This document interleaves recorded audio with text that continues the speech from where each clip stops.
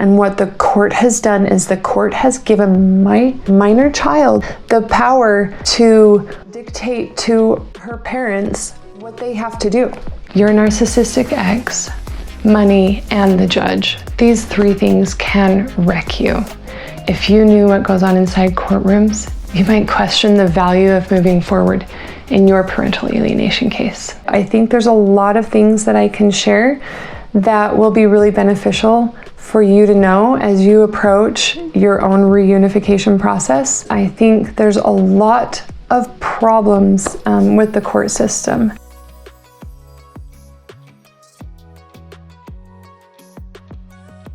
Just a few months ago, we met for the 7th time. And on the 7th court hearing, they finally ordered parent time therapy with the threat of repercussions for the offending parent if they did not comply.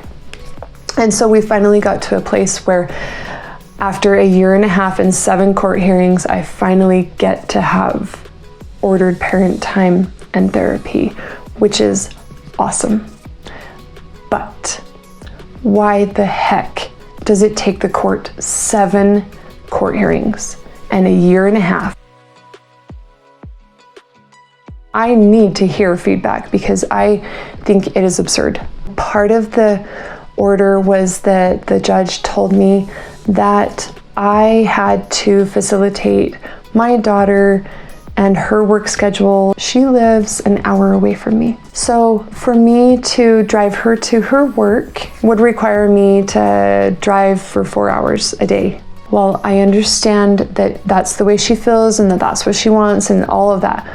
But what it's done and what the court has done is the court has given my minor child, who is still only 15, the power to dictate to her parents what they have to do. And in any reasonable parenting situation, no parent would have to do that. Without the court's order, parents would say, well, you know what, actually it doesn't really work for me to drive 4 hours every day for you to do your work. That's not reasonable. But in my case, it's a court order. It's the law now. It just ends up resulting in me not being able to have my parent time.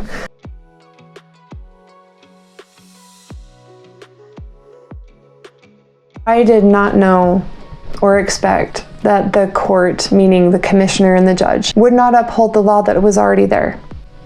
We already had an order in place, and the order was that the kids were with me. I had custody. They were supposed to be living with me and visiting their dad. Well, he broke that court order and didn't enforce parent time for years. Then when we get to court, they basically rewrite the rules. This is where we're at today, and we're not going to question how we got here.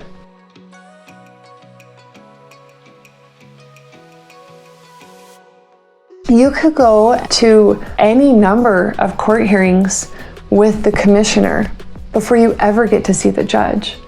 But the commissioner is limited on what they can order.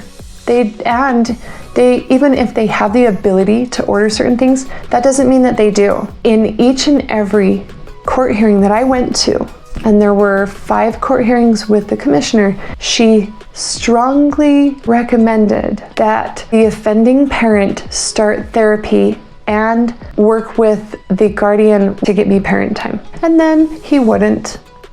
And then we would file for a new expedited review hearing, and the commissioner would hear us again, and she would hear their excuses again, and then she would strongly admonish him to get therapy going, to work on enforcing the parent time, there was no parent time ordered. It was just find something that works, right? And then he wouldn't. And then we would meet again, and we did this 5 times. And on the 5th time, the guardian actually made her recommendation that the child needed to spend some uninterrupted 90 days with me so that she could actually reunify with me. And the commissioner did not listen to the recommendation of the guardian. The commissioner at that point said, all right, I'm going to let the judge rule, so go see the judge. During those 2 days, the judge made her ruling and said that she would not rule according to what the recommendations of the guardian was. Even though normally they do, she said she was not going to. They won't uphold the law that's already there, and they won't even listen to the court-appointed guardian and therapist who had been on the case for a year and a half.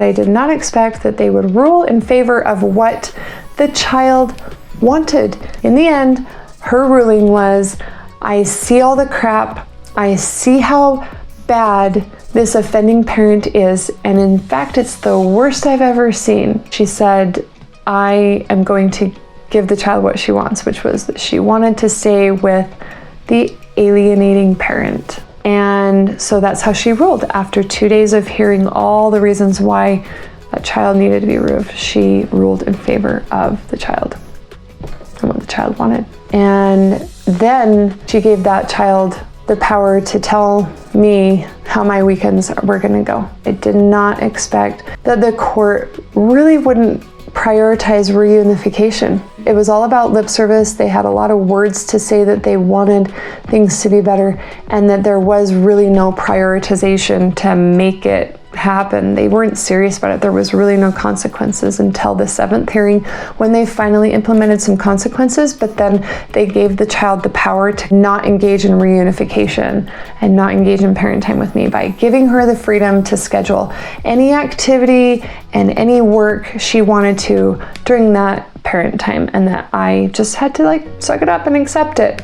The biggest problem I face very consistently is mental health issues. My mental health is really hurt by all of this. And I have depression, I have anxiety, I have constant worry, and I'm constantly wondering how we got here. How did this all happen?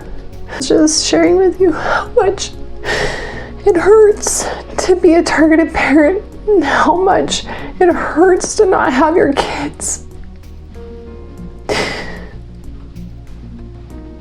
How much it hurts to see that they don't get it.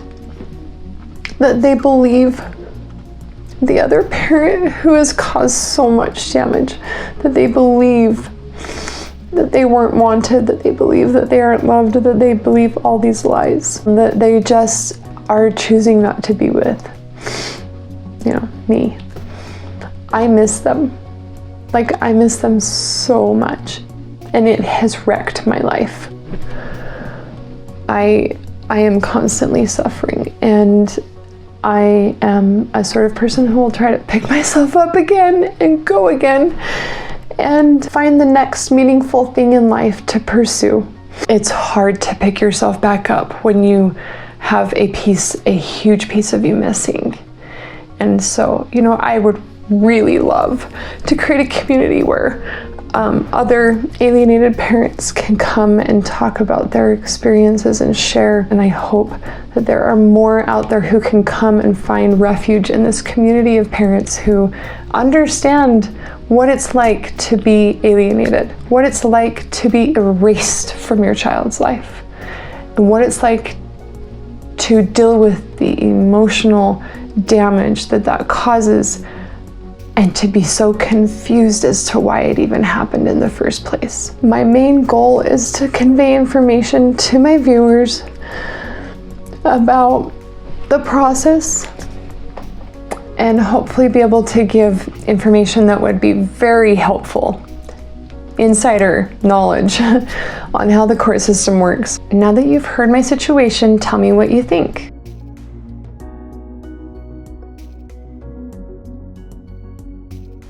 I think the court was way too slow. In these cases, especially in severe alienation, they know it, they can see it.